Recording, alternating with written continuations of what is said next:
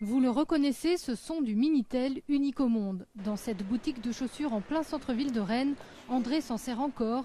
Il n'a pas trouvé plus pratique pour consulter la bourse depuis l'arrivée du Minitel dans les foyers en 1982.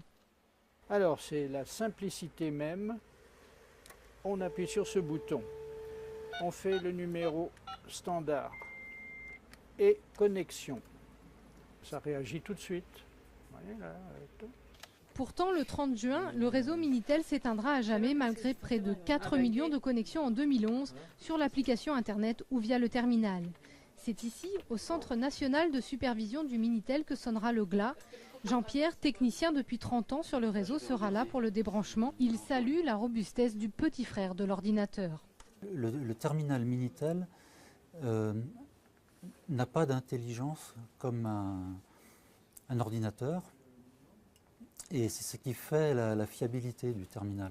Simple, fiable et surtout révolutionnaire à l'époque où l'informatique n'existe pas chez les particuliers, France Télécom introduit l'écran clavier dans les foyers. Le célèbre annuaire, la presse en ligne, les petites annonces, le Minitel Rose, jusqu'à 25 000 applications dans les années 90. Il y a une époque où il n'y avait pas d'ordinateur domestique. Un ordinateur, ce qu'on appelait un mini-ordinateur, ça tenait, disons, la moitié d'une salle à manger. Ça s'appelait pourtant un mini, alors je ne vous parle pas des gros. Les micro-ordinateurs n'existaient pas encore. Donc c'était l'accès à des services informatiques pour le grand public, alors à un moment où il était impossible d'avoir un ordinateur chez soi. La mise au point du Minitel, qui ne dépassera jamais nos frontières, aura tout de même permis d'inventer la compression JPEG, format photo de référence aujourd'hui dans le monde entier.